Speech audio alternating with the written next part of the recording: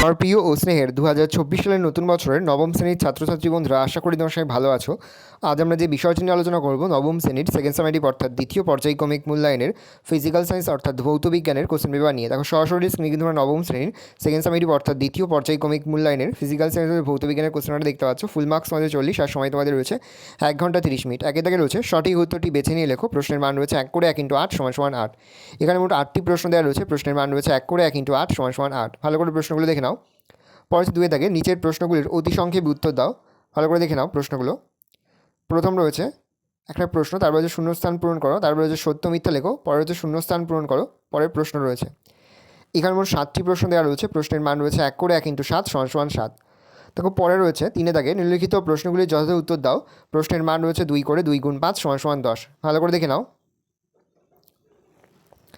পরে রয়েছে তোমাদের নিম্নলিখিত প্রশ্নগুলি যথাযথ উত্তর দাও। প্রশ্নের মান রয়েছে 3 করে 3 × 5 = 15। প্রথম, স্থিতিস্থাপক সংক্রান্ত হুকের সূত্রটি লেখো। তার সূচি ইয়ং গুণাঙ্ক কাকে বলে? ইয়ং গুণাঙ্কের এসআই একক লেখো। পরে সাইফন কি?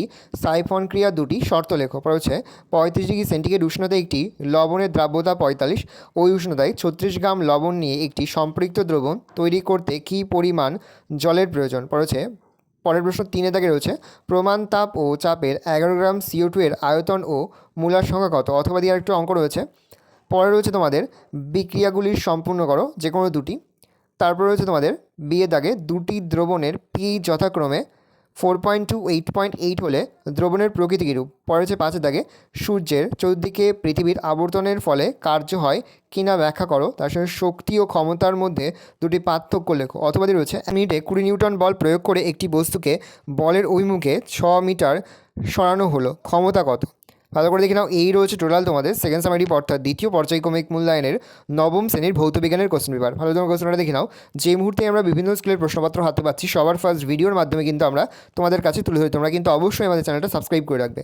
আশা করি ভিডিওটা ভালো লেগেছে। ভিডিওটা ভালো লাগলে ভিডিওকে লাইক করতে একদমই ভুলবে না। আর আমার চ্যানেল নতুন হওয়া লাল কালার সাবস্ক্রাইব প্রেস করে পাশে বেল আইকনটা প্রেস করে যখন নতুন করে ভিডিও আপলোড করি সবার ফার্স্ট নোটিফিকেশন তোমরা পেয়ে যাও। আর এই ভিডিওটি তোমার বন্ধু বান্ধবী আত্মীয় স্বজন সবার মধ্যে কিন্তু অনেক শেয়ার করে যারা বছর নবম শ্রেণীতে পড়ছে।